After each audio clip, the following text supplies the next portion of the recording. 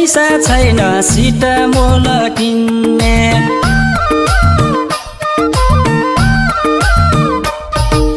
गरिबलाई पैसा छैन सिट मोल किन्ने।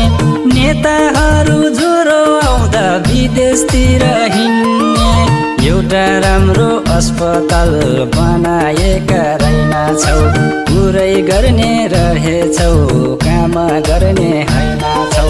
बेथीतिर ज्याजतीले बाँच्नै गाह्रो भो, बेथीतिर ज्याजतीले बाँच्नै गाह्रो भो। थाहा भएन लोकतन्त्र कसलाई आएको